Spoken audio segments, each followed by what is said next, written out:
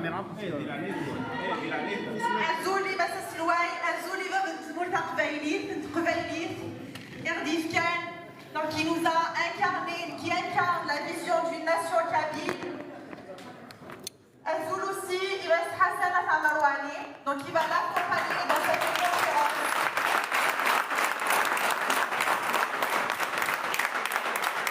Dans cette conférence sur la déclaration unilatérale de l'indépendance. ونغفلس نفكراوال السثرة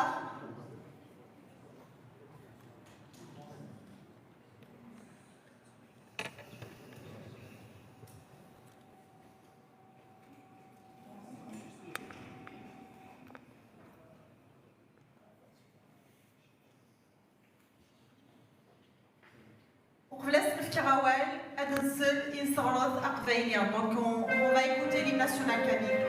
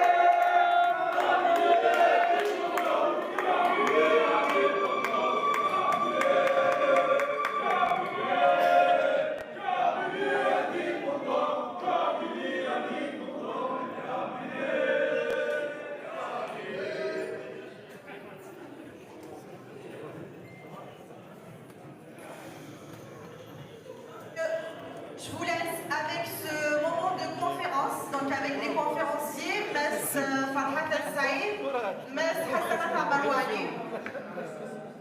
Ce sera une conférence comme on l'a annoncé autour de la déclaration unilatérale de l'indépendance.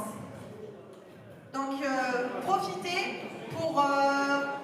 pour écouter justement les mécanismes autour de la déclaration unilatérale de l'indépendance et poser vos questions pour répondre à toutes vos interrogations.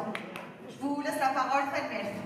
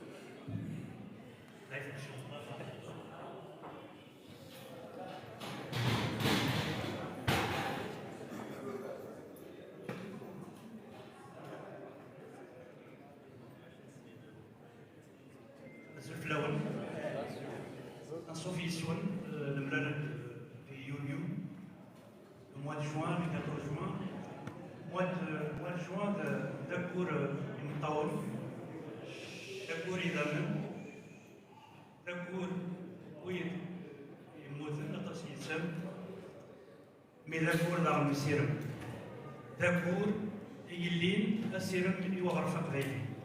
Et من المدرسة أنه يوان في la déclaration unilatérale d'indépendance qui est le sujet. Il a قرنسون ذاك دي جوان il a tiré les dates أما 14 أما le 25 juin la dernière هو le 18 19 la nuit du 18 19 un gars qui يروح يونيزي 11e mai. Donc mes pensées vont à toutes les familles du martyr du printemps noir et le Berlin des Moulfak Maïlis. Donc la smithir, il y a une smithir, la chose d'âme de Dimnrinsen, à la Séoul, soit de Massafan, soit de Amaïnous. Le 1er juin, le gouvernement kabylonie 2010 déroule. Le 5 juin, le MAC, donc le 5 juin, il y a un origine New d'accord, nous sirons. داكور يمطاول مي داكور يسير مدارهم دونك السير ماكين ينوغا ترفدم السير ماكين ينوغا هذه النرمي نقولوا منا نقولوا النار هو كنا نكمل من نوغاكين في تيمون مرتقبين دونك لو سوجي بوساكين اللي ما في وفرح تيمون سيون إيديس دونك لا ديكلاراسيون ناتيرال دانديبوندونس يتزوارا كحريشة كان يبغوا غافسين أم زوارو l'effondrement juridique, c'est-à-dire quels sont les arguments juridiques du droit international qu'on peut invoquer pour une éventuelle déclaration nationale d'indépendance, et l'effondrement politique. Donc, le message citoyen parce que non seulement il est observateur, mais il était acteur de la grande majorité des événements qui ont eu lieu les années 60, 70, 80, 90, 2000, à la 2021. Donc المسألة تمثلين في الشيء. ولكن وكانت نستفهم ذا شو هي لا ديكلاراسيون unilatérale d'indépendance سواء وزير فيا الغنم donc au nom du droit international يقاروا ذاك une entité territoriale où des représentants d'un peuple font une déclaration qui n'est pas négociée ni en interne ni avec des préalables externes. C'est-à-dire وحوايج راه à négocier avec le droit international, l'État central dans l'État parent, l'État colonial algérien. Mais sur l'externe, il n'est pas demandé d'avoir des préalables, c'est-à-dire des soutiens d'État, pour faire la déclaration unilatérale.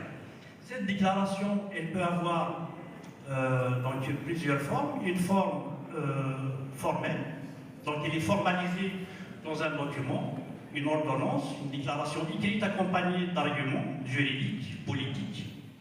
Elle peut être publique, elle peut être les deux à la fois. Est-ce que la déclaration unilatérale est conforme au droit international? Oui. La déclaration unilatérale d'indépendance, c'est un acte politique fondateur d'une nouvelle démarche stratégique qui va être menée par les organes d'orientation du mouvement, à leur tête, Monsieur le Président. Donc, il y aura certainement, si jamais, il y a la déclaration unilatérale comme annoncé avant cette fin d'année 2025. Donc il y a une phase préparatoire que nous avons déjà entamée depuis plusieurs mois. Ça a commencé au moment, en 2023, avec la charte de négociation. Donc on a sollicité, on a demandé à l'Algérie de se mettre à la table de négociation. Il n'y a pas eu de réponse. Il y a eu la déclaration de la renaissance de l'État Kamil le 20 avril 2024, à 18h57. Et il y a eu un appel à la communauté internationale et à l'Algérie de se mettre encore une fois à la table des négociations, ce qui n'a pas eu lieu jusqu'à aujourd'hui. Donc tous ces éléments-là, avec l'ultimatum qui est donné jusqu'à la fin de 2025, et puis il y a eu aussi en janvier 2025, si je me rappelle bien, Monsieur le Président, il y a eu un courrier sur le mémorandum, parce que je l'ai oublié, mais c'était déjà en 2017, le mémorandum sur la détermination de la Kabylie, il y a eu une lettre de rappel adressée directement lorsque Benjamin, qui est le représentant non permanent de l'Algérie au Conseil de sécurité, donc il y a eu une nouvelle sollicitation. Qu'est-ce qui fonde la déclaration unilatérale d'indépendance sur le plan du droit international? Il y a ce qu'on appelle la Charte des Nations Unies elle-même dans son article 1, alinéa 1 et 2, qui stipule que tous les peuples ont le droit de disposer d'eux-mêmes. Il y a eu, les pactes internationaux des droits civils et politiques, tout comme les pactes économiques et sociaux, pardon. Donc tous ces éléments-là permettent à un peuple qui est sous oppression de faire une déclaration unilatérale d'indépendance. Encore une fois, ce n'est pas une rupture symbolique, mais en tout cas, ça met fin à ce qu'ils appellent dans le droit international l'autodétermination en interne, c'est-à-dire une autonomie, c'est-à-dire une décentralisation du pouvoir. Dès lors que l'Algérie n'a pas répondu ni à la demande d'autonomie, donc voilà, et la légitimité d'une telle déclaration, elle peut se fonder justement sur ces éléments factuels de toutes les démarches accomplies par le mouvement MAC depuis sa création à aujourd'hui. Donc il y a eu tout un processus qui nous mène aujourd'hui vers une possibilité d'une déclaration unilatérale d'indépendance. Que peut faire l'Algérie? Qu'est-ce qui peut empêcher la Kabylie de faire une déclaration unilatérale d'indépendance? On peut invoquer dans ce cas ce qu'on appelle l'intangibilité des frontières ou un principe de droit international qui est connu, le type posséditis, posséditas juris, c'est-à-dire vous allez posséder ce que vous avez possédé avant la colonisation. Donc à l'origine, ce principe de droit était surtout appliqué pour les pays qui sortaient de la colonisation pour éviter les conflits frontaliers. En l'occurrence, il a été adopté au Caire en 1964 par l'organisation africaine à ce moment-là, parce qu'il y avait un conflit de frontières entre l'Algérie et le Maroc. Simplement, comment contourner, parce que de toute façon, le droit à l'autodétermination est dans le droit international, l'autodétermination prie sur l'intangibilité des frontières dès lors qu'un peuple subit une oppression ou une violation de ses droits. Donc le droit à l'autodétermination prime sur l'intangibilité des frontières ou le principe de possibilitis possibilitas juris. Et encore,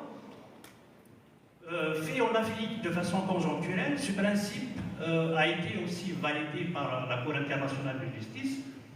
Simplement, il y a eu une application à géométrie variable, puisque même en Afrique, il y a eu des pays qui ont pu sortir, qui ont eu un ticket de sortie de l'Érythrée ou Soudan.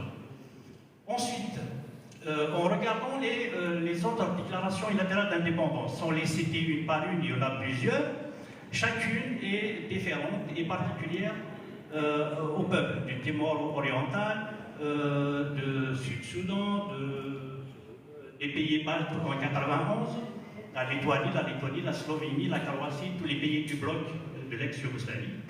Et ils ont utilisé la déclaration unilatérale d'indépendance. Tous ces peuples-là, l'acceptation qui est faite de la DUI ou pas, elle se basait justement sur un des éléments ou plusieurs éléments qui fondent justement juridiquement la demande ou la déclaration unilatérale d'indépendance. Je peux vous en citer quelques-uns. Et on va vérifier si la Kabylie répond au moins à un ou plusieurs de ces éléments motivant une déclaration unilatérale d'indépendance. La violation des droits humains et des libertés fondamentales. C'est oui. Conflit ethnique ou culturel. Oui. Oppression coloniale ou post-coloniale. Injustice économique. Crimes et génocide. Crimes environnementaux graves. Eh bien, très bien. Donc, la Kabylie répond à tous les fondements.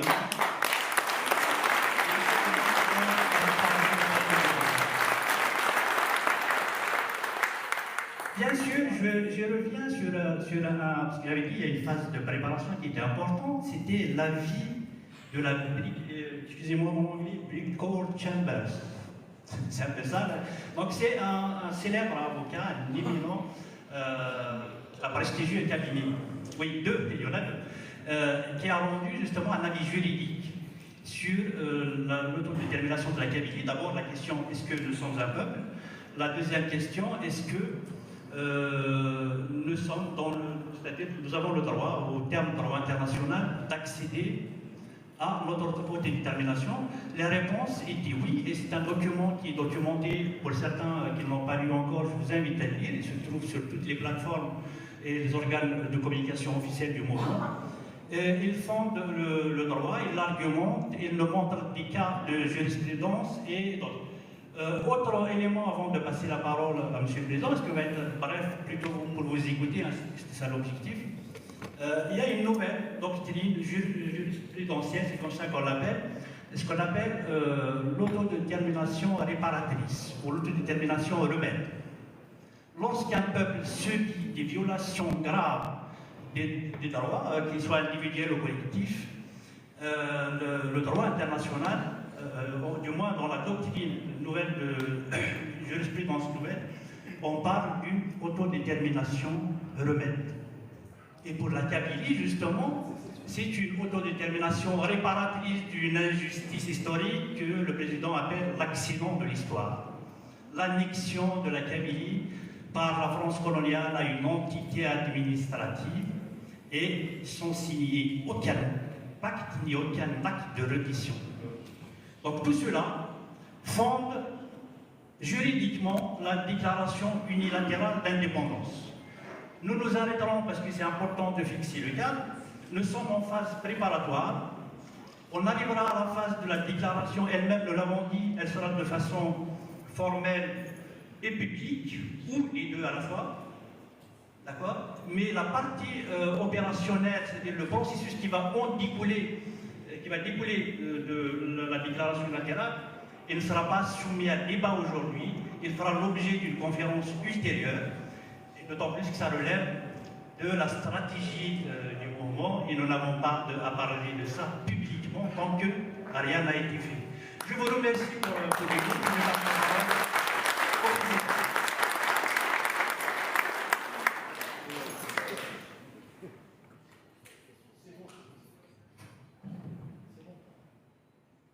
أزف لون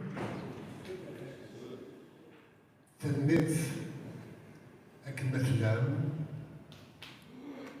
بدي تشرب خام نسير وتبليليث نسير نكوني دويدي فنون فنو ثيليا فنو إيمال السفة تقبيلين دي سدون كنتي الحيف كنت منو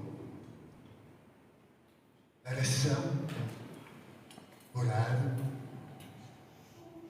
ونزوز سنة تاعكم تنفضل يدير دين تنهر سفننا عفايا منك يوكل السيف نمزروي اليوغات سنكانيس ثمون دايريث مثلا في ديما نيس كاع الجناس يدوكل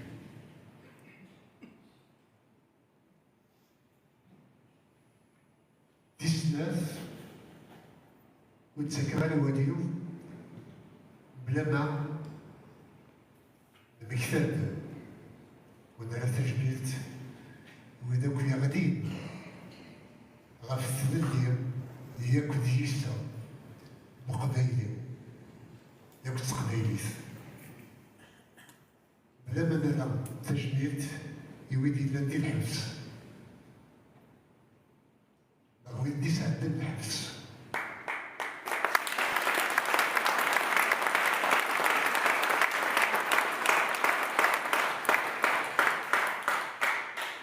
تجميل ترقبات تمغنسين إلا تقولنا خاص نفكايا السن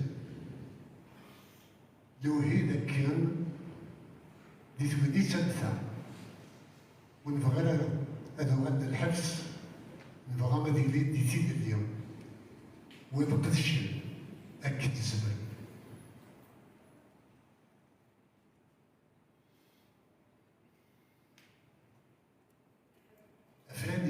أفراني معنا بزاف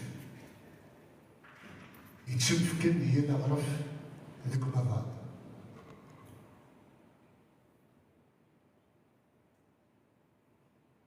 نكوني نتسلس ديكس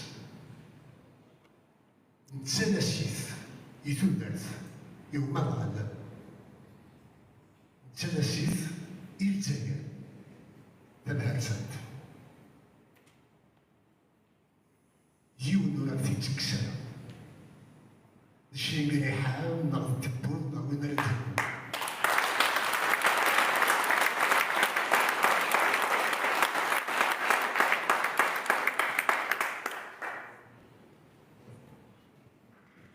Le droit à l'autodétermination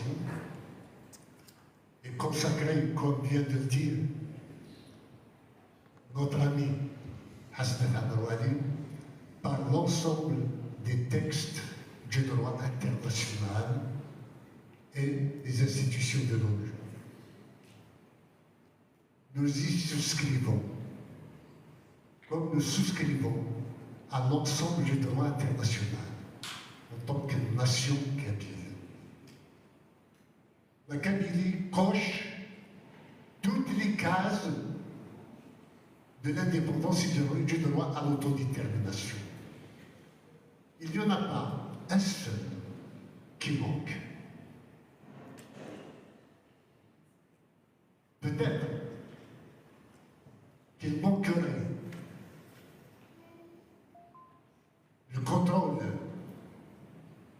militaire de la Kabylie, mais le contrôle militaire ne sont pas des militaires, ne sont des politiques. Nous sommes des politiques.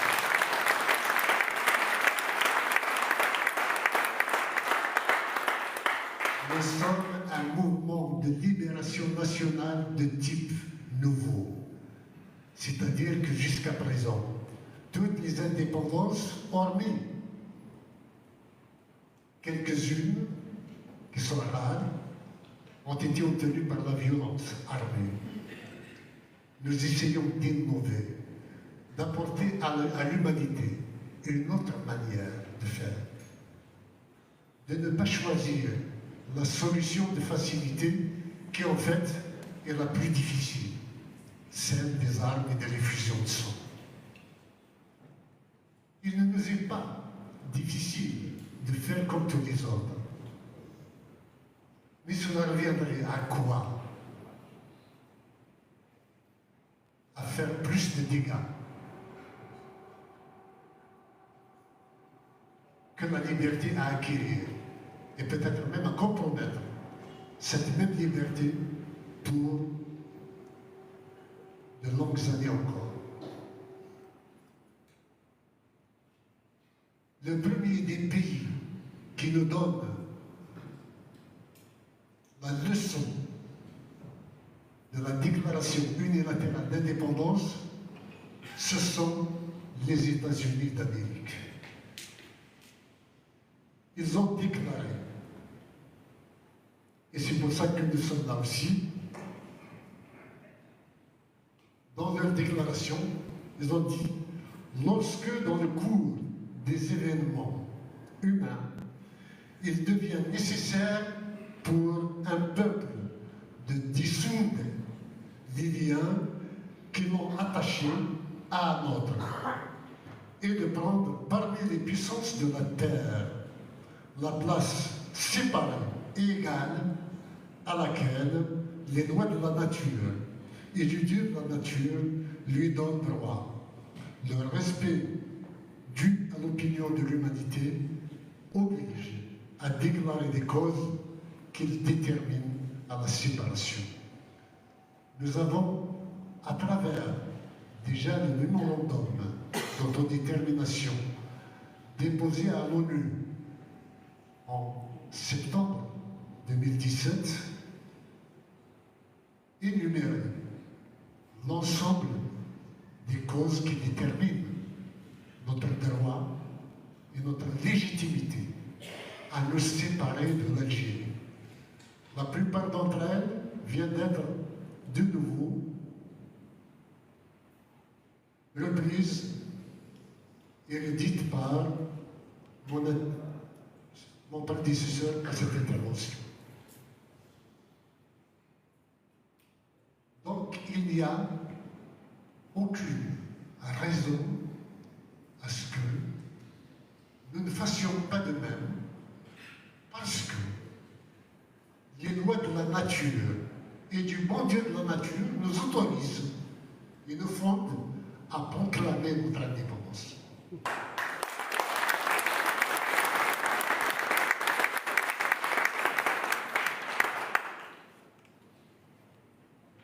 La Kabylie n'est pas l'Algérie. L'Algérie n'a rien à voir avec Kabylie. La Kabylie n'est pas algérienne. La Kabylie est kabyle.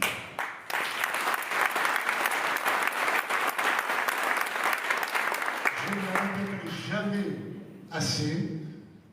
La Kabylie n'est pas en Algérie, la Kabylie est en Kabylie.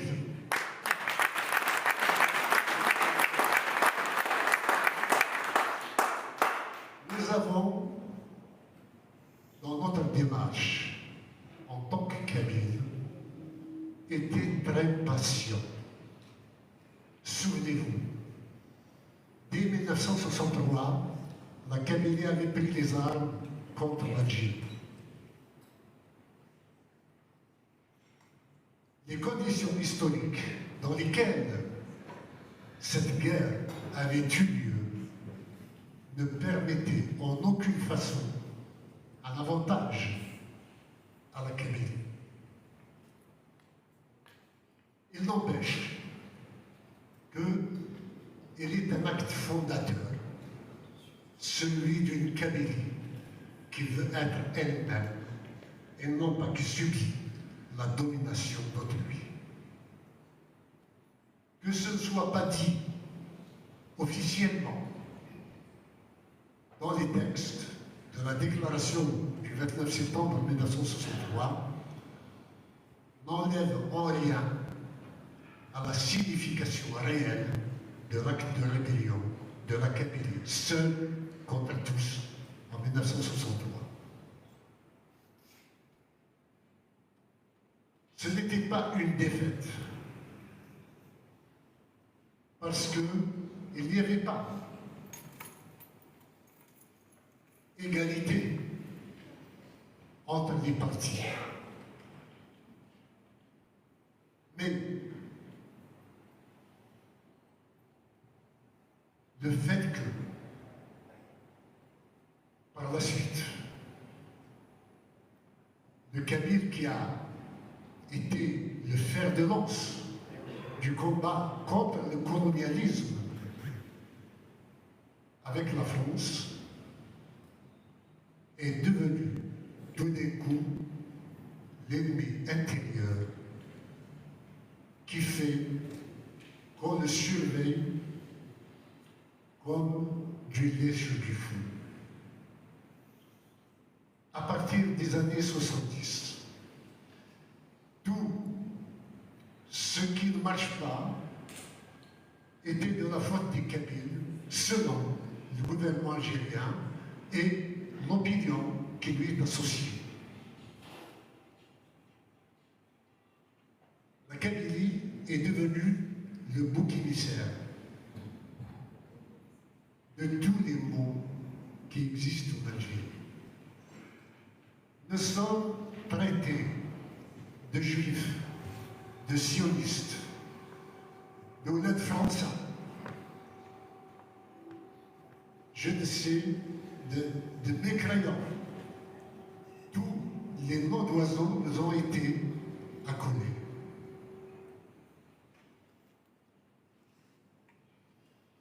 Le développement économique de la Kabylie a été saboté.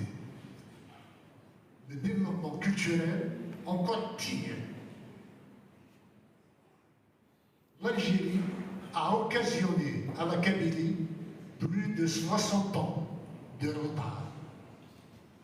Nous sommes déterminés à rattraper notre retard avec notre déclaration d'indépendance.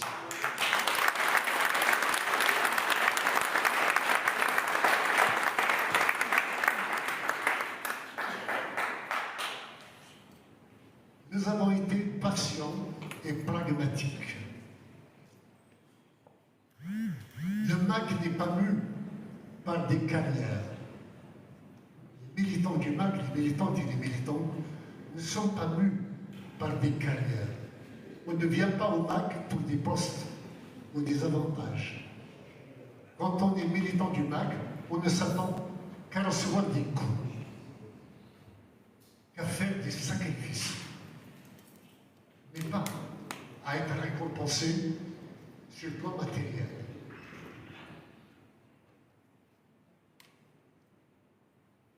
Nous avons été patients pour d'abord reconstruire la conscience nationale kabyle, diluer ou flétrer un petit peu dans l'Algérie dans laquelle les Kabyles essayaient de se faire une place respectable ou une place du moins de dignité.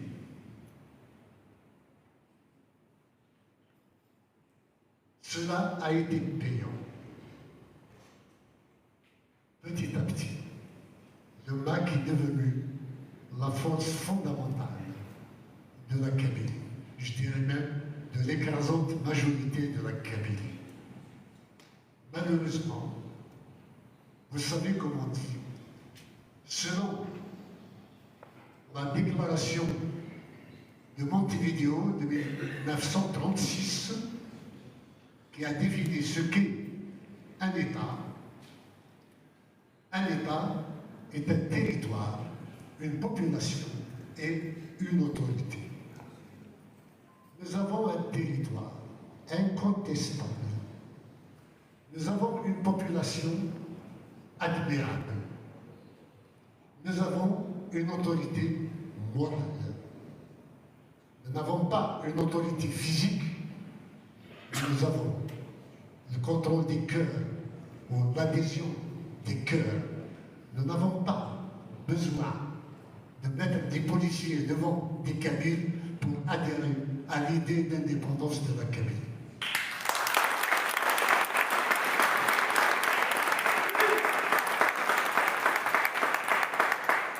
Contrairement à ce que fait le régime colonial. Maintenant, il faut que, à chaque fête scolaire, qu'on ramène des gendarmes pour encadrer des élèves de peur que des enfants de 6-7 ans ne brandissent le drapeau kabyle ou ne disent « moi je suis kabyle ». Je me souviens, quand j'étais encore jeune, dans les années 70, il y avait un interdicé, c'est juste une anecdote parmi d'autres. Il y avait un interdicé, c'était des questions-réponses, et chaque région, chaque wilaya d'Algérie, puisqu'on ne parlait pas de région, on parle de wilaya, quand il y avait Tizi Ouzou qui était en compétition avec une autre région, le Wali en personne assistait pour empêcher qu'il y ait une chanson qui puisse parler de Kabyle. À quel point l'Algérie est traumatisée, obsédée, traumatisée par l'existence d'une Kabyle. Puisque l'Algérie est si traumatisée que cela. Pourquoi ne pas mettre un terme à ce traumatisme? C'est la solution de logique, de raison, sachant que tant que la Kabylie est là, tant que les Kabyles sont là, conscients de leur identité, et ce n'est pas à 12 millions de Kabyles qu'on va faire oublier leur identité, l'Algérie ne sera jamais stable tant que la Kabylie est là.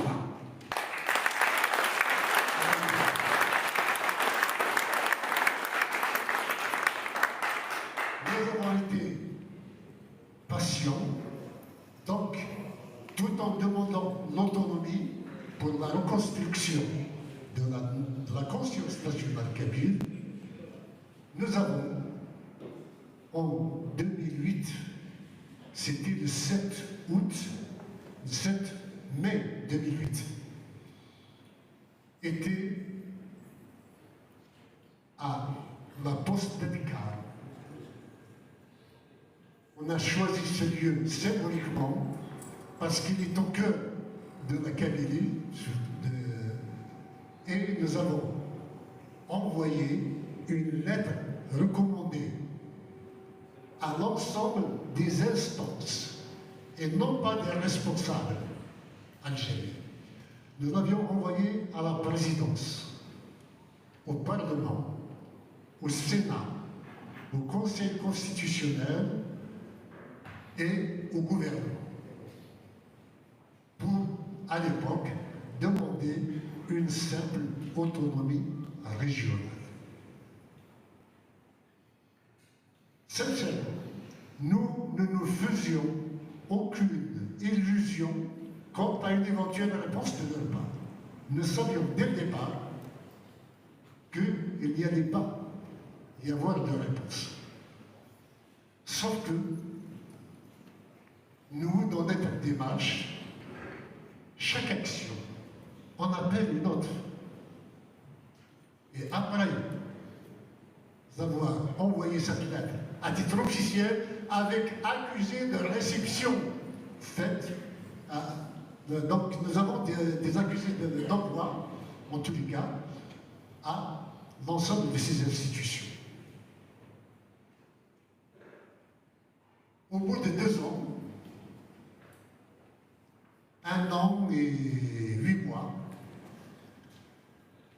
j'ai fait remettre en main propre une lettre d'ultimatum à l'ambassade d'Algérie à Bruxelles pour leur dire que d'ici le 20 avril,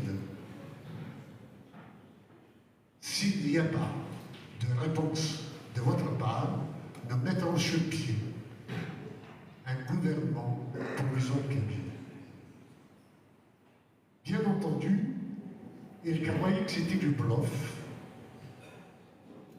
Et le 20 avril, suite à notre appel, a eu une déferlante humaine dans les marches organisées, aussi bien en Kabylie que ici en France. Nous avons été légitimés par la mobilisation populaire pour mettre sur pied le gouvernement provisoire kabyle, qui est aujourd'hui devenu le gouvernement kabyle en exil. Il est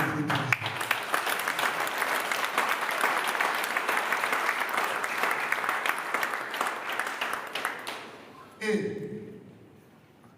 juste pour souligner le jour où j'ai fait la déclaration, le 21 avril 2010, j'ai fait une déclaration publique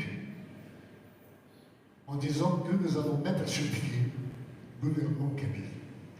Et le 1er juin, ça a été acté. Et on m'a raconté que dans les messes des officiers, ils étaient tous branchés sur la télévision algérienne et autres pour dire, pour regarder l'événement et dire, de la Khalid, on va faire nos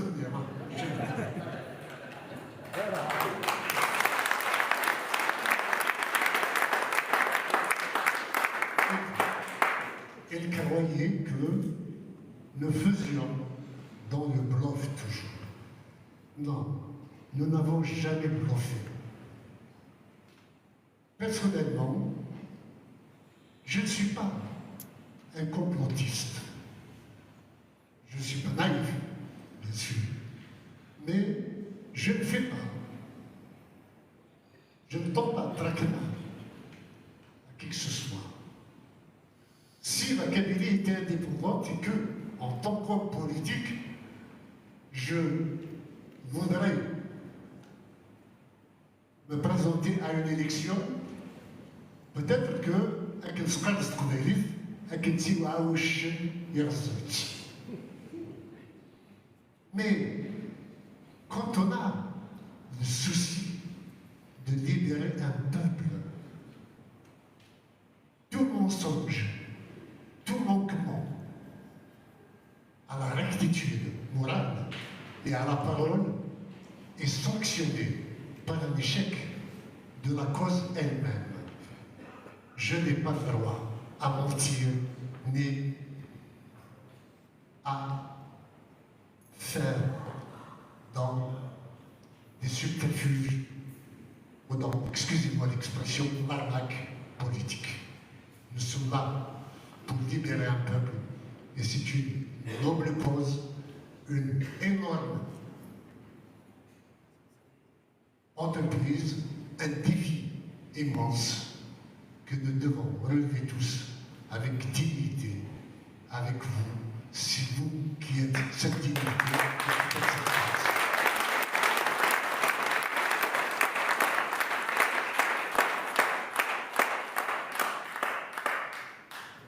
Après avoir mis sur pied le gouvernement kabyle, il était évident que pragmatiquement, nécessaire de ne plus se réclamer d'autonomie. Il n'y a jamais eu, à travers le monde et dans l'histoire des peuples, un gouvernement provisoire qui soit créé pour une autonomie. Donc, il fallait rompre avec l'autonomie. J'ai pris les devants en 2011, 2012, 2011 pour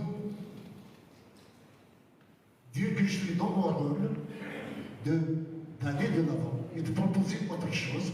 Donc je propose au MAC et à la Kabylie de passer de l'autonomie à l'autodétermination. Il y a eu quelques défections dans les rangs du MAC parce qu'on passait de l'autonomie à l'autodétermination. Mais en tout état de cause, je n'ai jamais forcé la main à qui que ce soit. Et ce n'est que 2 ans plus tard, en novembre 2013, qu'au village d'Edhamdoun, le Conseil national du MAC s'était réuni et a adopté pour de bon le droit à l'autodétermination du peuple kabyle.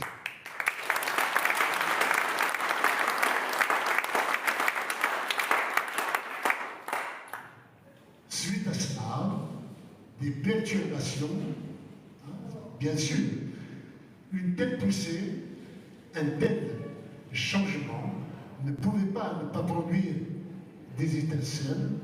Il y a eu de la déstabilisation interne que nous avons magnifiquement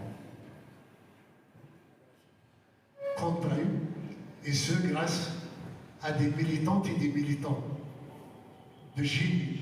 Et je salue pour cela Madame Rachida Haïder, qui a été à la hauteur de la cause et de la partie.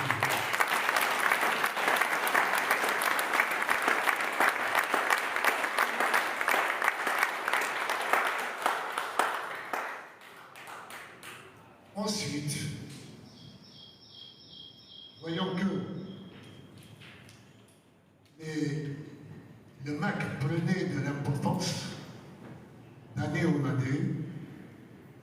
Il y a eu le Hirak qui a, au départ, été conçu juste pour la chute de Bouteflika, pour qu'il n'y ait pas de 5e mandat, alors qu'il était gravataire. Mais les stratèges des clans au pouvoir ont trouvé ça une occasion formidable pour faire croire aux Kabyles qu'il pouvait y avoir un changement en Algérie. Il y en a même qui ont écrit le miracle algérien.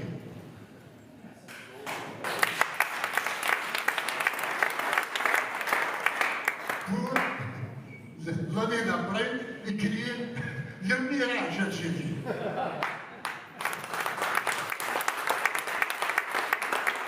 Pour vous montrer la texture du hirakisme. Hein? On flotte. Mais dès le départ, le MAC a averti sur le fait que le Hirak allait déboucher soit sur la guerre civile, le chaos, soit sur une dictature. Eh bien, nous avons eu les deux, pratiquement.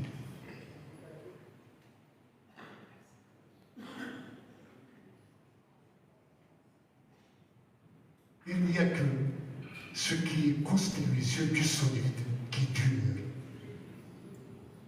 Tous sont partis. Il y avait l'Arrache, il y avait le FFS, il y avait le RCD, il y avait le Hirak. Il n'y a que le MAC qui reste.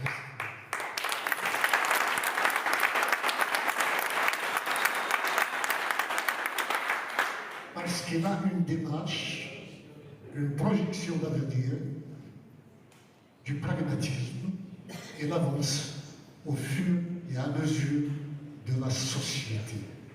Il fait mûrir des consciences, des conditions, et avance avec le peuple kabyle. Quand nous avons déposé le mémorandum auprès de l'ONU, il était évident que nous allions passer à une autre étape, celle de la renaissance de l'État kabyle. Il a été acté avec brio devant le siège de l'ONU le 20 avril 2024. Et sur place, nous avions annoncé que d'ici une année, nous allions faire la proclamation, faire la déclaration unilatérale d'indépendance si c'est soumis à des conditions, à des préalables.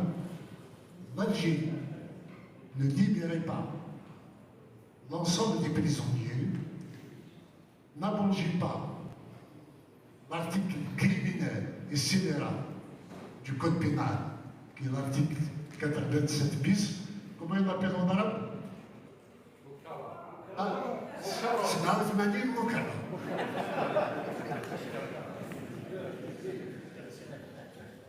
Par lequel c'est le ministre algérien de l'information qui dit, par lequel on a signé 40% des Algériens à l'interdiction de quitter le territoire. Comment voudriez-vous que nous, Kabyles, nous acceptions de rester dans un pays pareil?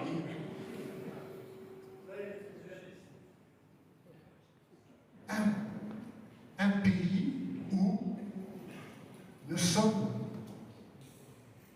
complètement réprimés, ignorés, pas ignorés, violentés, nous sommes spoliés de nos richesses. Personnellement, je vous le dis, j'enrage de mon impuissance de pouvoir intervenir sur le cas de Tel Hamza. Toute la ville de Bgaït, toute la région de Bgaït va être rasée pour l'exploitation du minerai. Et on veut nous faire croire qu'il y aura des postes de travail pour une certaine catégorie de gens. Non. Tu es une ville de prestige qui est l'un des phares de la connaissance et de l'histoire médiévale de la Méditerranée, je dirais de l'humanité. Pour quelques terres rares ou du plomb ou du zinc est une insulte à la dignité humaine, à notre histoire, à notre identité, à notre nation, à notre peuple. Il est hors de question d'accepter cela. J'appelle d'ailleurs les populations concernées par l'expropriation à ne jamais accepter, quel que soit le prix qu'on vous donne,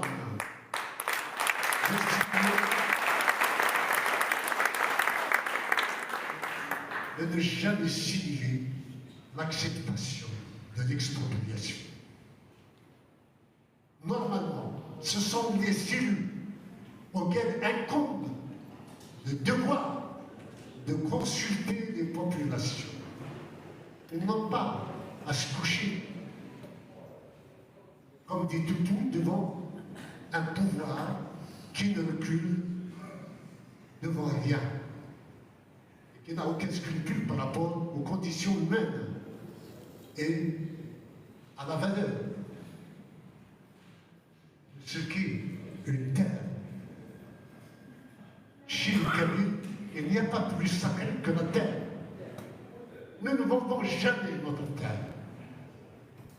Nous préférons la partager en petites parcelles, en petits morceaux, plutôt que de la vendre.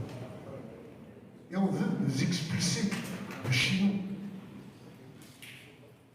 Alors, toutes ces conditions ont fait que le pouvoir algérien, paniqué, ne sachant pas comment gérer la question kabyle, se met à la répression. Et la répression n'a jamais rien réglé. Un problème politique a besoin de solutions politiques. La répression ne réglera jamais rien. Et on s'est mis à mettre des gens en prison, à les torturer, parce qu'ils sont du mal. Hier encore, avant-hier, nous avons Mustafa Akouch, qui a été violenté, torturé au commissariat central de Bgaïs par des agents venus d'Alger. Parce que ceux du local, du cru, ne voulaient pas commettre. Ce sont des Kabyles comme Mustafa.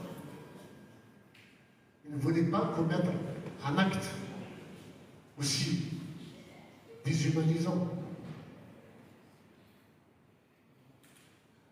Avec donc tout ce qui se passe pour nous, contre nous, nous sommes fondés à faire notre déclaration unilatérale d'indépendance. Je réitère les conditions du fait de différer, les conditions pour différer la proclamation unilatérale d'indépendance. Libération de tous les prisonniers politiques kabyles, et même indemnisation de tous ceux. Ça, c'est une autre condition. Mais déjà, dans un premier temps, c'est d'abord la libération de l'ensemble des prisonniers politiques.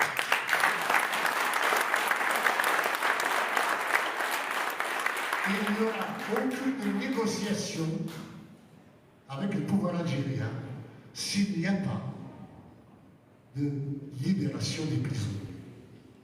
Deuxièmement, nous avons exigé que l'article 87 bis soit retiré. Une fois qu'il est retiré, il faut en venir à entamer des négociations. Et j'ai vu quelques renégats, je dirais même un peu zinzin, pour croire que le pouvoir algérien va tracter avec eux pour donner quoi que ce soit à la Kabylie. Le pouvoir ne donne qu'à celui qui impose le rapport de force. Et celui qui impose le rapport de force, ce n'est personne en dehors du MAC.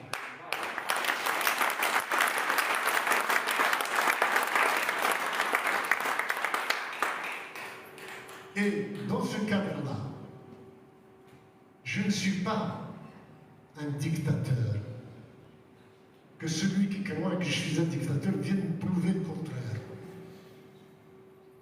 Il y a eu débat à l'intérieur du MAC, il y a eu débat à l'intérieur du Parlement kabyle, et il y a eu adoption d'une plateforme de négociation qui fixe les conditions rigoureuses d'une négociation avec les autorités algériennes, les autorités coloniales.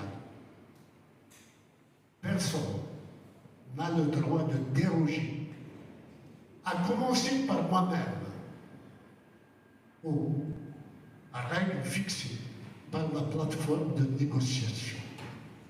Que ce soit clair, il n'y aura aucune entourloupe sur cette affaire.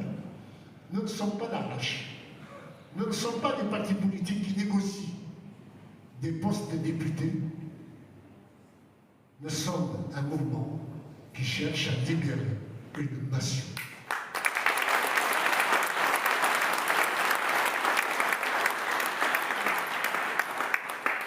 Comme pour la proclamation de la renaissance de l'État kabyle, nous passerons aussi par un débat interne et par une consultation parlementaire pour fixer la déclaration unilatérale d'indépendance. Une fois qu'elle est faite, une fois qu'elle sera faite, il n'y aura plus de retour en arrière. Ça va être stipulé dans la loi qui fixe la déclaration unilatérale d'indépendance. Personne n'aura le droit en Kabylie de revenir sur cette déclaration.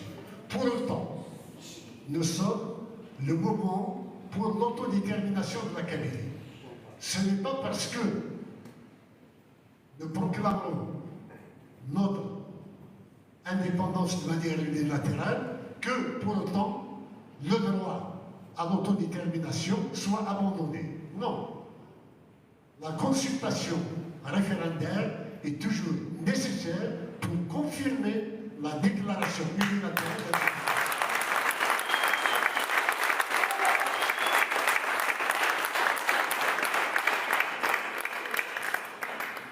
Nous sommes des démocrates, nous sommes attachés aux valeurs de liberté, de dignité, de respect des droits humains et de la personne humaine. Et donc, nous œuvrons à ce que la Kabylie avance la tête à haute pour trôner à son siège parmi les nations qui décident pour elles-mêmes et pour l'avenir de la Terre. Nous sommes là pour construire une humanité fraternelle, une humanité respectueuse de chaque peuple, de chaque identité, de chaque langue, de chaque genre, de chaque religion, de chaque croyance. Et la Kabylie initiera ou servira de phare moral et politique au monde entier. Nous venons de faire, d'avoir une trajectoire élogieuse en elle-même, par notre démarche de pacifisme et par notre pragmatisme, nous souhaiterions que tous les peuples qui sont, comme nous, confrontés à une colonisation interne, à un nouveau colonialisme, après le colonialisme occidental, de ne pas recourir à la violence pour avancer avec nous vers un monde meilleur. D'ailleurs, je salue pour cela la déclaration des Kurdes de renoncer pour de bon à la violence armée et de construire pour arracher par la non-violence et par la politique ce qu'ils n'ont pas pu obtenir par les armes.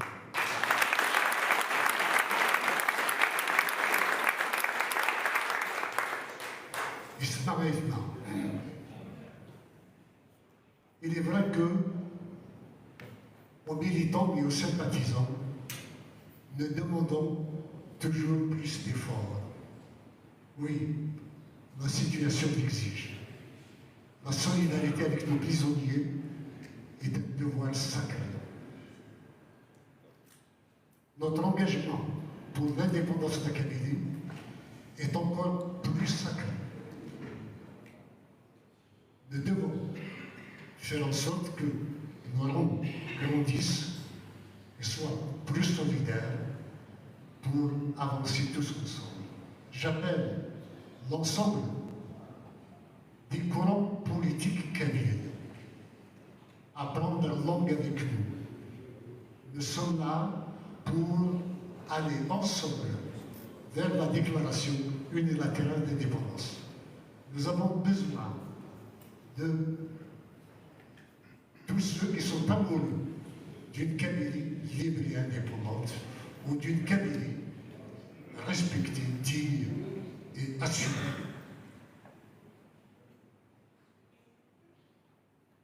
Notre main au pouvoir colonial pour une solution négociée reste tendue. Ce n'est pas en essayant, comme ils le croient, ils nous l'ont dit, le problème c'est comment isoler Farhat Mani. Mais Farhat Mani, on va l'isoler. Mais il y aura un autre.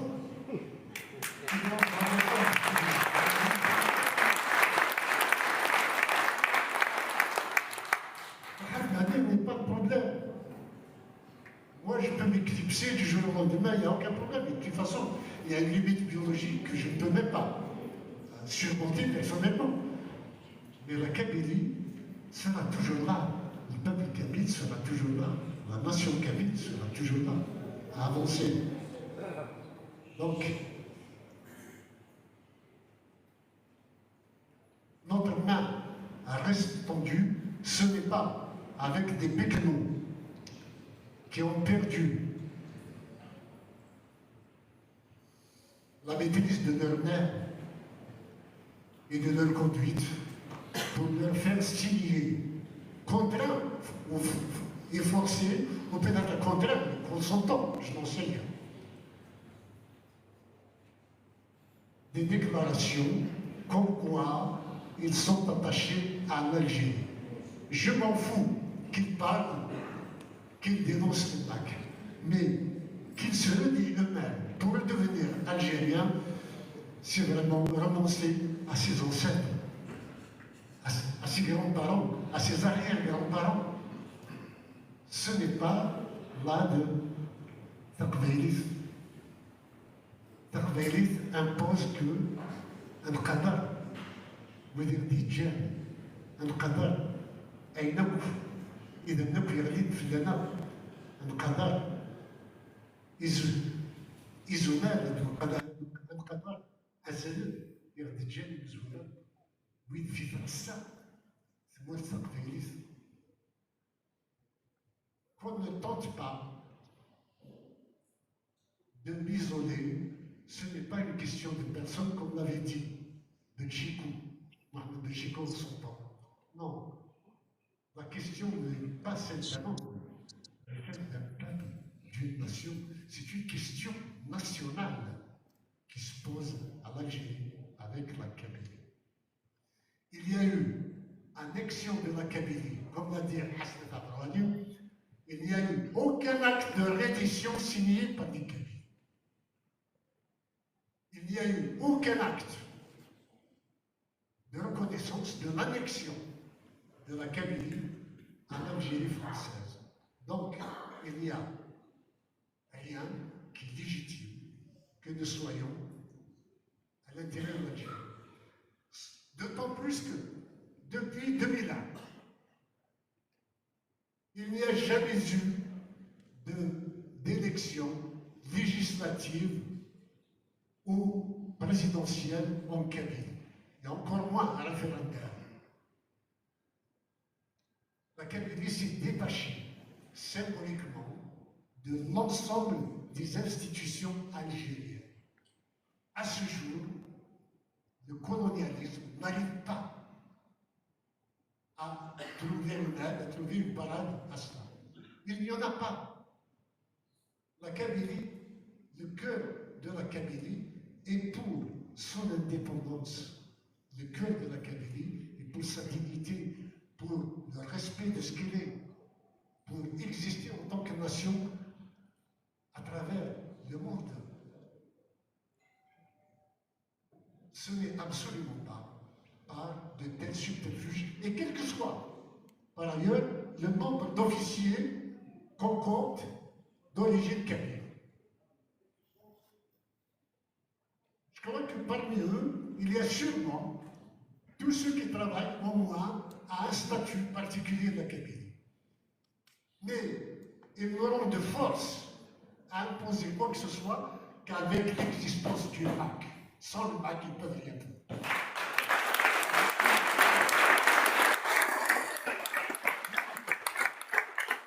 Et en leur disant que nous n'avons pas besoin d'un statut particulier.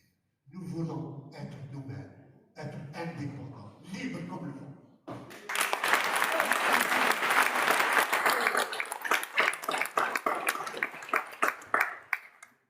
Chers amis, la déclaration unilatérale d'indépendance aura lieu bientôt.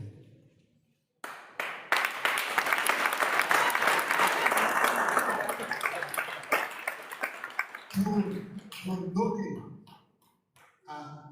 aux autorités algériennes un temps de réflexion encore et de contact, d'étude de la situation, de révision de leur attitude, nous prolongeons cette proclamation jusqu'à avant la fin de l'année.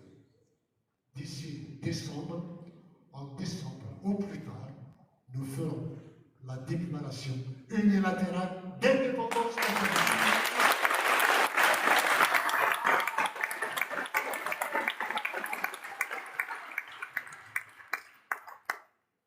Et à partir de là, ce sera une nouvelle page de notre histoire, une nouvelle démarche et une nouvelle situation, un état de fait sur lequel aucun retour en arrière ne sera possible. Je vous remercie infiniment.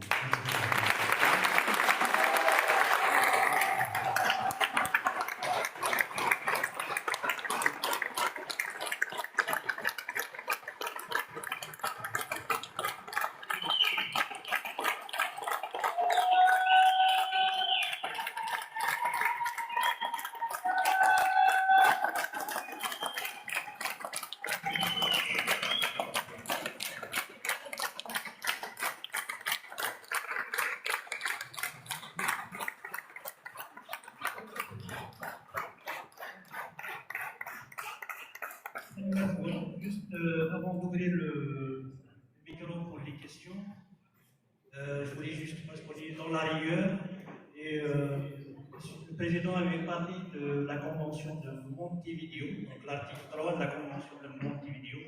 Il a dit 1936 et 1933. C'est important que nous soyons dans la rigueur les informations que nous donnons. Parfois, on peut se tromper de peu, mais nous sommes là pour tout corriger. Vous avez compris aussi, notre devoir aujourd'hui n'est pas de trancher, mais de comprendre, non pas d'imposer, mais d'écouter, non pas de faire le débat, mais d'embrasser pleinement dans toute sa complexité. Vous l'avez compris, c'est un sujet assez complexe sur le plan juridique et sur le plan politique. Simplement, pour la Kabylie, la déclaration unilatérale d'indépendance, c'est un outil qui est nécessaire. La Kabylie, avec son identité forte, son histoire, ses souffrances et ses aspirations, pose une question simple. Un peuple peut-il rester à jamais ignoré? Je vous invite, si vous avez des questions, vous avez un micro directement sur le pupitre.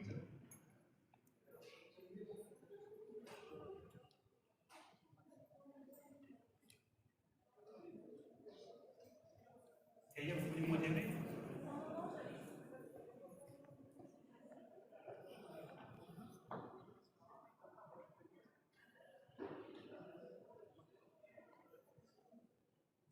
Donc n'hésitez pas, il n'y a pas de questions complexes, de questions à ignorer, donc toutes les questions sont bonnes.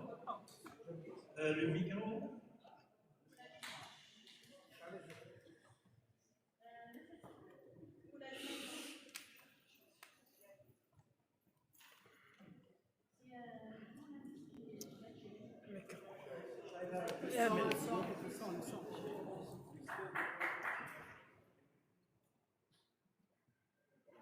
C'est un journaliste dont je ne citerai pas les noms, qui est en Algérie, qui m'a dit, posez cette question, avec qui vous allez négocier, sachant que l'Algérie n'a pas de gouvernement tel qu'on l'entend, mais plutôt des clans.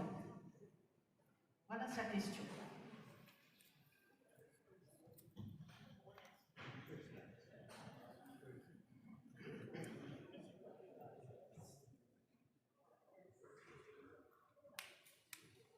Écoutez, il y a une ossature hépatique au sommet de laquelle des clans sont déchirés. Le problème n'est pas là. C'est que une négociation doit être conforme à la plateforme que nous avons adoptée. Et c'est bien annoncé à l'intérieur que c'est un représentant officiel du président de la République ou le ministre de l'Intérieur qui négocie avec nous. Nous sommes dans des institutions politiques et non pas dans des clans militaires qui se disputent le pouvoir.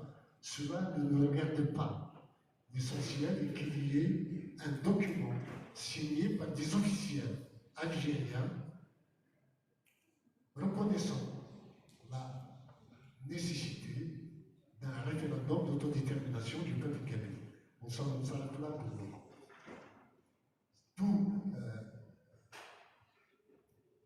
Toute négociation doit se faire avec un représentant légitime.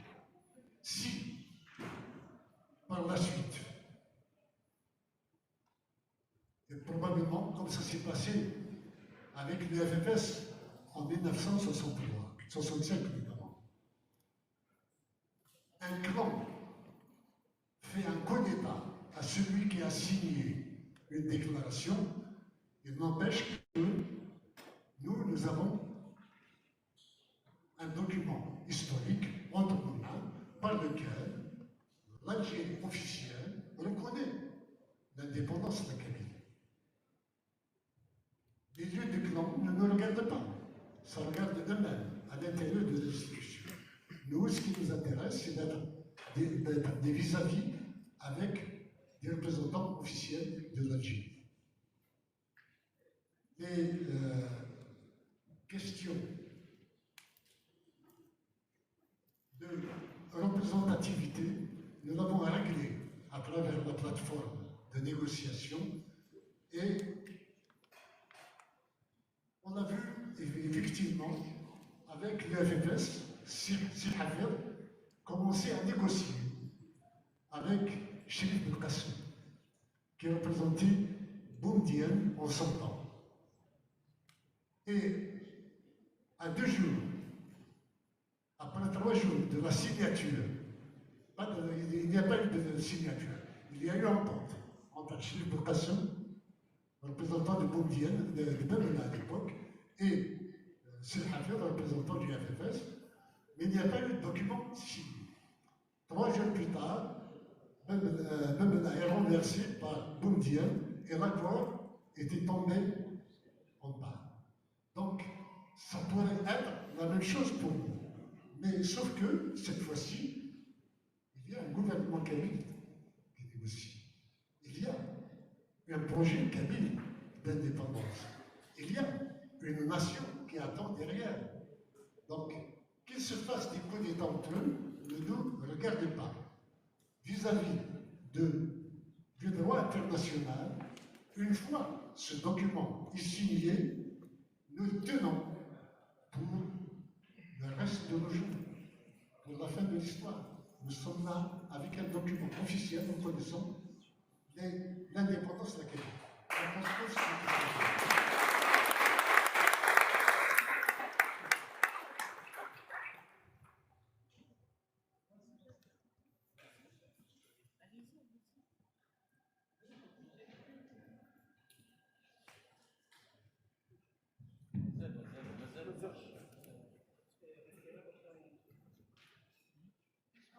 Voilà, je vais poser une question qui, il y a beaucoup de personnes qui se posent justement cette question. Face à un pouvoir complètement fou, à un pouvoir belliqueux, la déclaration unilatérale de l'indépendance, qui est complètement un acte politique et démocratique, sera perçue par ce pouvoir comme une déclaration de guerre. Quels seront donc les outils, ou sur quoi on pourrait s'appuyer pour contrecarrer ça? Parce que voilà, nous n'arrêtons pas de le dire, nous sommes les garants d'un combat pacifique et nous faisons tout pour rester dans ce combat pacifique.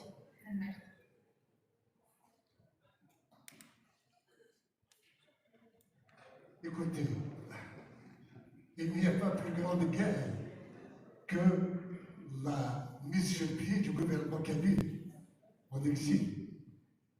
C'est déjà un acte grave en soi.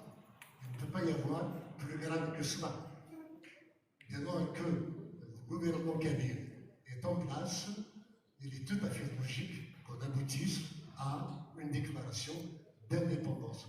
La guerre, elle est en train de nous la faire physiquement, en brûlant la Kabylie, en torturant, en mettant les gens en prison de manière injustifiée. On ne peut pas avoir pire que ça. Le pays à payer, nous l'avons déjà payé.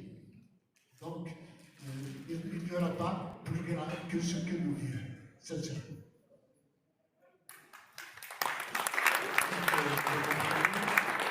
La déclaration unilatérale telle que définie dans le droit international, c'est un acte politique qui est fondateur d'une démarche pacifique. D'ailleurs, on demande pour les peuples qui en font la déclaration unilatérale d'indépendance d'être dans l'acte politique, mais pas dans la violence. Donc c'est un acte de non-violence par excellence.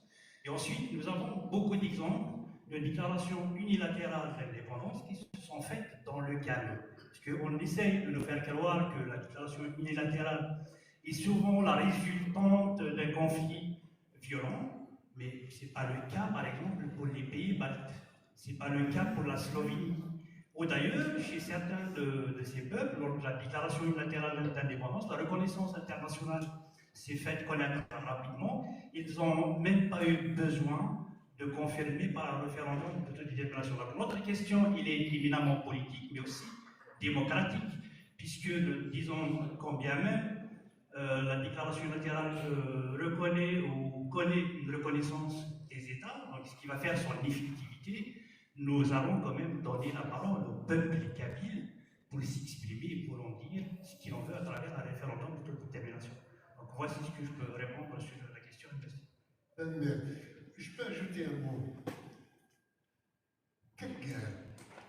faire une guerre, il faut être deux. Nous refusons la guerre.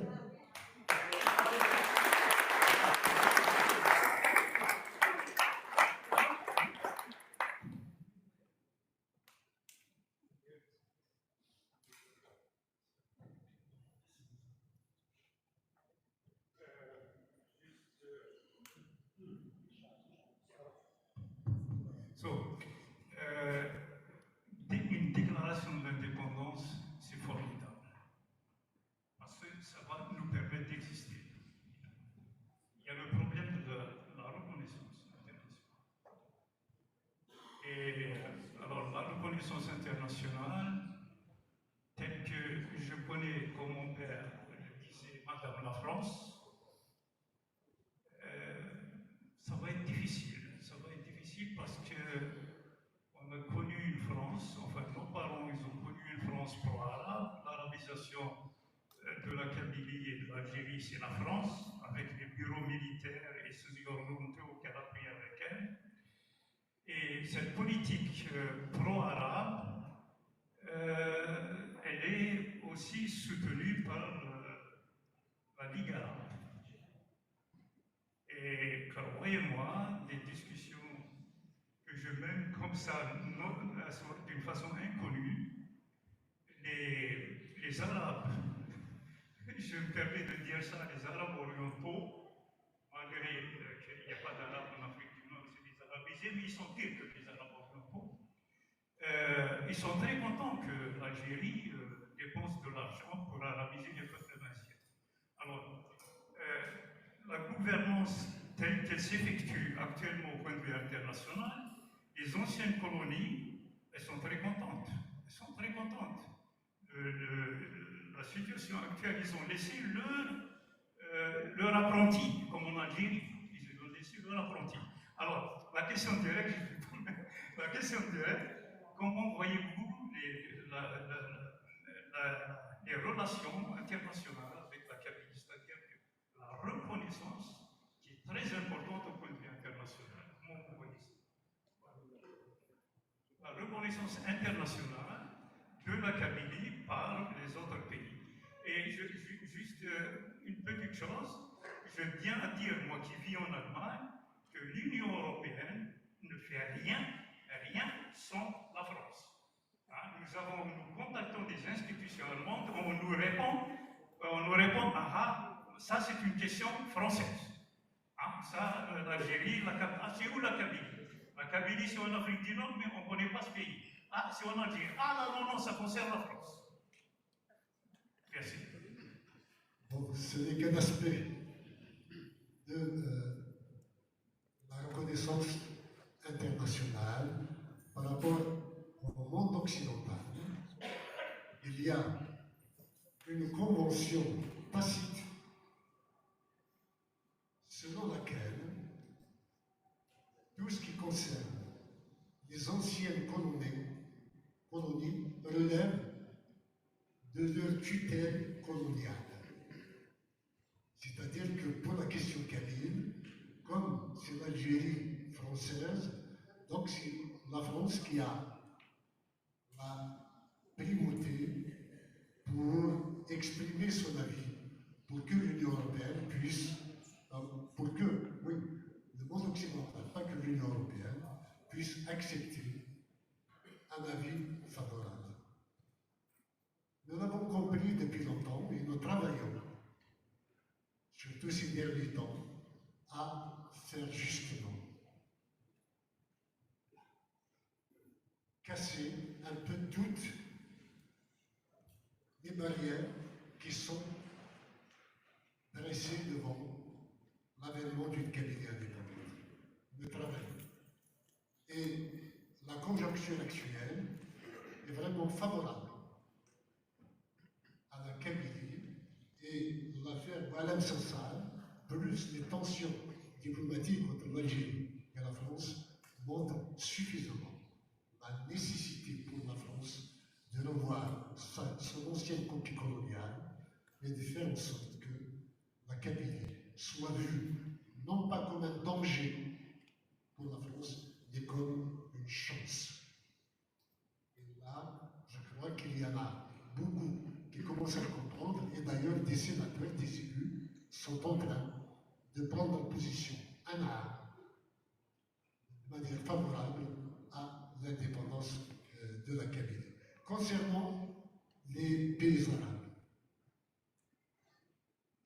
je le répète, longtemps, nous avons été manipulés par l'Algérie contre les pays arabes, en croyant que sa politique anti-kabyle, sa politique de dépersonnalisation à travers la langue arabe, était dirigée et soutenue par les pays arabes.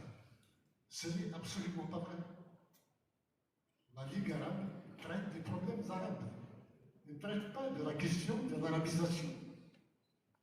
Elle traite des intérêts géopolitiques et stratégiques entre les différents pays arabes. Nous avons été manipulés par l'Algérie au point de croire que ce n'était pas elle la responsable de cette politique, mais le monde arabe. Ce n'est pas vrai.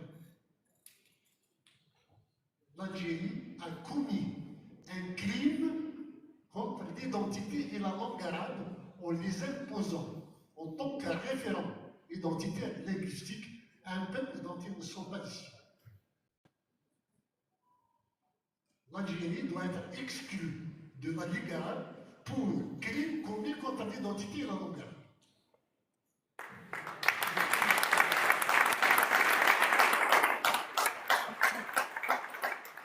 Pour le reste, je pense que notre diplomatie a besoin de moyens aussi pour avancer. Et nous avons, de toute façon, grâce au MAC, à poser la question kabyle et du droit d'autodétermination de la Kabylie à travers les instances onusiennes. Et on ne remerciera jamais assez le Maroc d'avoir été celui qui a porté cette question, même si ça travaille ses intérêts, bien entendu. En politique internationale, il n'y a pas de cadeau, il n'y a pas de charité. On ne prend position et on ne défend quelque chose que parce que ça travaille nos intérêts. Il en est de même pour nous. Donc, que nos intérêts convergent avec ceux des autres pays est nécessaire, voire même c'est notre devoir de faire converger les intérêts de ces pays avec les nôtres, avec l'émergence d'une Kabylie indépendante. Nous y travaillons. J'espère que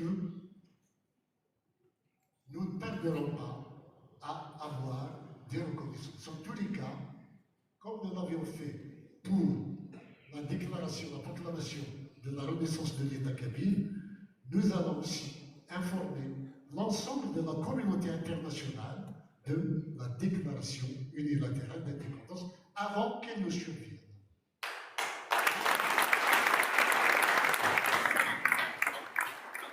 Juste, j'ai rajouté un petit mot sur la question. Il n'est pas étranger et c'est pas caché que le mondialisme, comme le disent les experts, il arrive au bout du souffle. Donc, les pays devraient se réinventer, d'autant plus qu'on a connu ces 20 dernières années avec la crise des subprimes jusqu'à la crise sanitaire de la Covid. Il y a quand même un repli vers un État protecteur. Il se trouve que les peuples n'ont pas un État qui les protège, et c'est le cas du peuple kabyle. Et on l'avait vu pendant la crise de Covid. On nous a fait une crise plutôt d'oxygène, hein, donc on a privé les Kabyles d'oxygène, on a interdit à ce que la communauté établie à l'étranger, la diaspora les aide, et juste derrière, on a eu les incendies criminels 2021. Donc le monde se dirige vers un plus d'État, mais un État protecteur qui représente les peuples. Donc c'est une tendance, tous les peuples auront besoin d'un État qui les protège, parce qu'on avait vu quand même la France et l'Allemagne se chamailler pour les masques sur les aéroports à Shanghai et ailleurs. Même l'Union européenne s'est retrouvée chacun pour soi, parce que c'est très important de protéger d'abord le peuple. Donc la préférence nationale, c'est comme ça qu'on l'appelle, ou la protection de son peuple, donc un État qui représente le peuple. On peut prendre d'autres questions.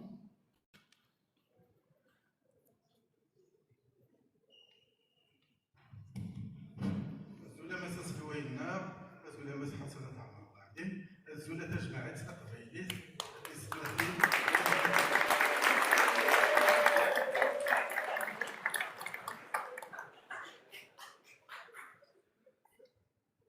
Il y a quelques années en arrière, dans quelques décennies, la Turquie, un pays asiatique, d'Asie mineure, moyen-oriental, ayant des frontières communes avec la Syrie et l'Irak, avait osé de faire une demande d'adhésion à l'Union européenne. Les décideurs européens de l'époque, ils ont refusé catégoriquement.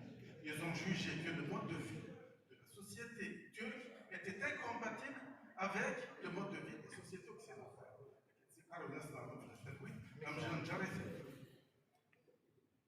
Dans une précédente conférence, celle de 15 heures, je me rappelle, ils ont parlé des similitudes entre la Kabylie et la Suisse. Il y avait beaucoup de points de similitude, on se ressemble beaucoup, que ce soit par le relief, le mode de vie, la société, du joual, les cantons, beaucoup de similitudes. Moi, je rajouterais encore d'autres similitudes avec d'autres peuples nord-africains qui font partie de l'Union européenne. Je vais citer les provinces espagnoles d'Afrique du Nord, Ceuta, Melilla, c'est des rifins, c'est la même famille que nous. Ils sont bien intégrés dans la société espagnole et par conséquent européenne. Je rajouterai aussi nos amis Guanche, des îles Canaries, ils font partie de l'Espagne et de l'Europe. Alors, ma question est la suivante. Est-ce que la future Kabylie indépendante pourra tenter de faire une demande d'adhésion à l'Union européenne? Et si c'est accordé, nous laisserons derrière nous, nous laisserons volontiers le fameux Maghreb arabe à ceux qui le veulent.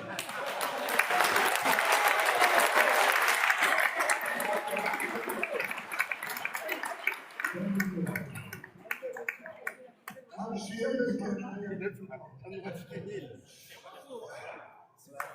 il y a deux réponses. D'abord,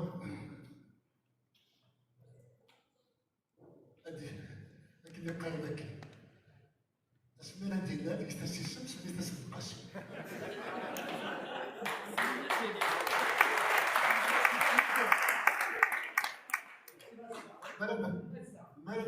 مرض سبت سيوليديش ستيمونات بالتقبيليت سين دساون أنبدو أسفل يمكن التيكي لذوكيو لغوة فهي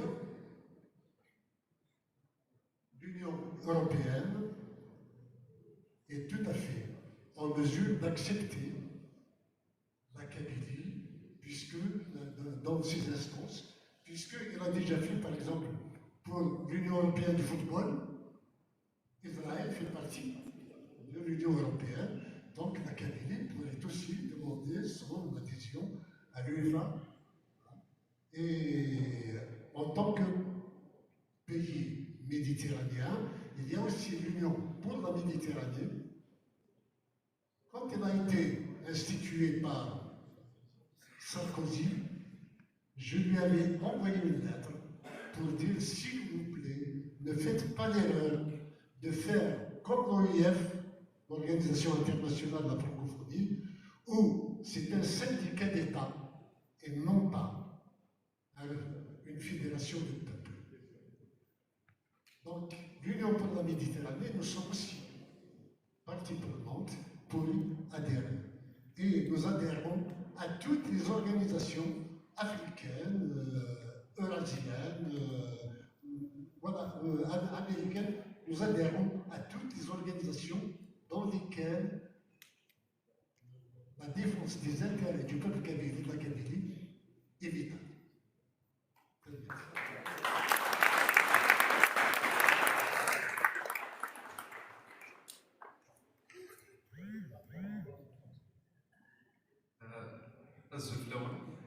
C'est juste par rapport à la déclaration unilatérale pour l'indépendance. Moi, je dirais que c'est une entreprise un petit peu cruciale, difficile, parce qu'on sera confronté à une réalité très importante en fait. Mais tout de même, ce n'est pas quelque chose d'impossible. Vu les lois internationales, vu ce qui se passe, l'évolution de la loi internationale depuis les recommandations du président Wilson après la Deuxième Guerre mondiale, à savoir la loi des peuples indispensables eux-mêmes, cette loi-là qui a été évoluée en fait à travers les instances internationales.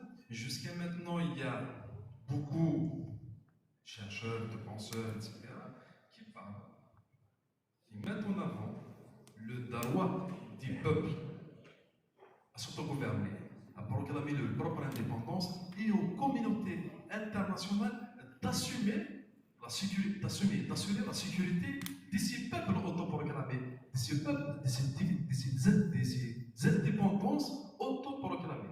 C'est pour cela je crois qu'on doit être un petit peu plus clair par rapport à ce sujet. C'est parce qu'il y a tout un accompagnement juridique qui doit accompagner cette déclaration. Il faut des grands spécialistes de cette question, notamment des avocats, le cas par exemple de l'Arménien, on connaît, etc. Sinon, pour moi, une déclaration symbolique sans impact sur le plan international, ça relève un petit peu de vide d'annonce. C'est pour cela, moi, je reste persuadé qu'en quoi la seule, peut-être, que peut nous accompagner dans cette démarche, c'est d'organiser autour de nous, et notamment le contexte, et je rejoins ce qui a dit Bézustan, c'est vrai que le contexte est favorable à nous. C'est parce que maintenant, la question kabyle, elle est aux lèvres de tous les politiques, notamment ici en France, ou bien au Canada, ou bien en Angleterre, ou bien aux États-Unis, etc. C'est quelque chose qui est propice pour nous, en fait, pour l'avancement de notre cause.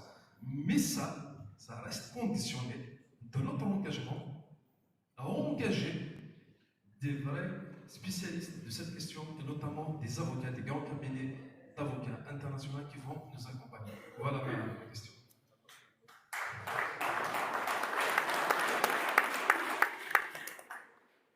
Bon, c'est là un avis et non pas. Je voudrais juste ajouter un mot pour la fin. Excusez-nous si on arrête le débat parce que les questions sont pratiquement toutes posées. C'est quoi une déclaration unilatérale d'indépendance? C'est un acte fondateur d'une souveraineté nationale qui se libère d'une tutelle coloniale, d'une tutelle, en tous les cas politique, dont un peuple ne veut plus dépendre. C'est un acte fondateur, c'est un acte de naissance d'une nation. Je dirais pour la Kabylie que ce n'est pas un acte de naissance, mais de renaissance. Voilà, 20 mètres.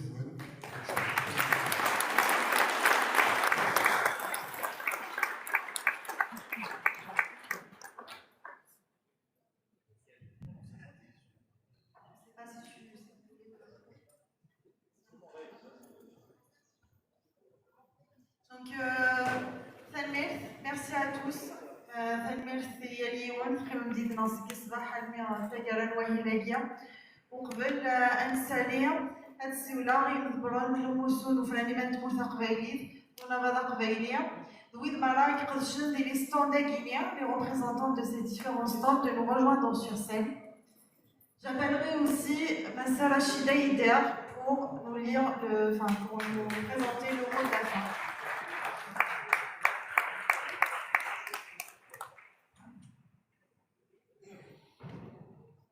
J'appelle tous les responsables du MAC et de la NAVAD, ainsi que les différents représentants des stands, de venir nous rejoindre sur scène pour accompagner le mot de la clôture.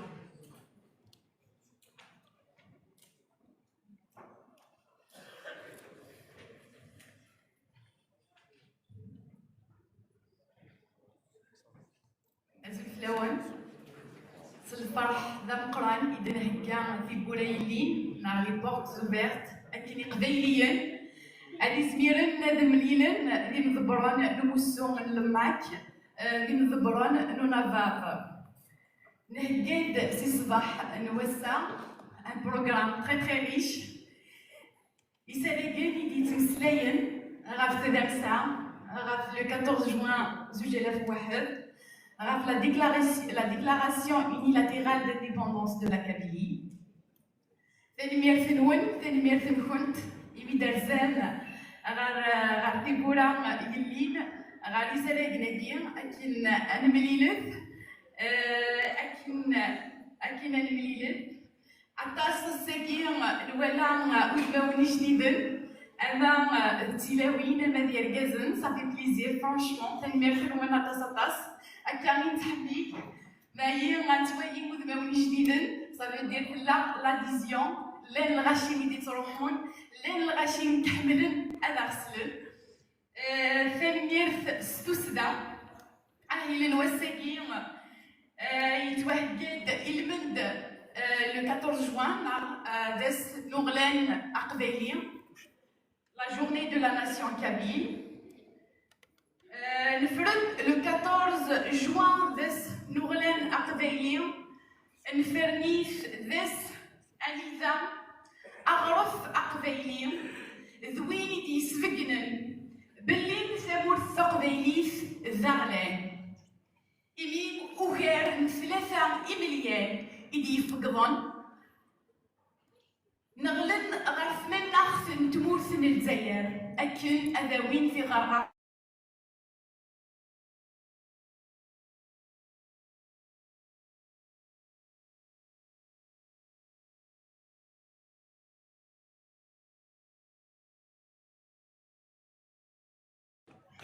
سلي شانسن سوا من يرغان ذا الصاص نغنى عقبنا عرضنا سمانا غدي فوايو ذكرنا ساسيفنا محراش اللنويذ أرسا ورمزرين غني ذدان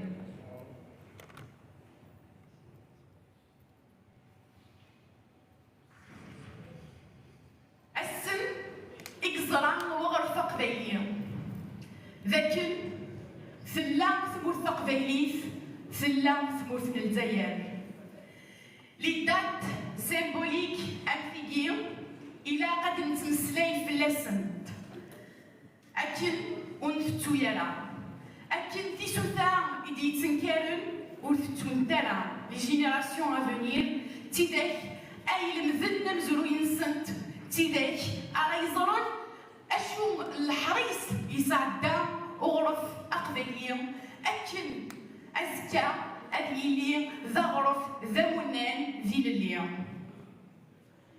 السام ذا سنو مزروي السام ذا سنو سمكتيا ونزمير على غنسوم إمغرس يغلين دي 2001 ونزمير على غنسوم أمزيان مهني يغلين ذاكي نغانت ذي باري ذي 2004 ونزمير على ذيغ أنتسو وذاك يمغرسن يموثن يغلين ذي 2021 ونفتو يرى لي كونداني أمور ذي محدث مرة لا نفاض ذوين يتهكين القديش مقرن هذا كليني قيمة يدنا غستي برونشي أكن أكن ديابوض يل أين راه نخدم وتسلم يس ثاني ميرث نوال ثاني ميرث نكت إمي توسال إمي ترزام القلاقية صفاح مع زجوج يوم أسبوساكية ثمام سنك تجميد إوي ذاك يغلين القبايل إلى قنصار الساكية ثمو اليمني قبايل يتيديرن دي ثموث القبايل ماذا دوالين السام نقدش زران ذاك نقدش في اللسن غافينا كي جينا الساكين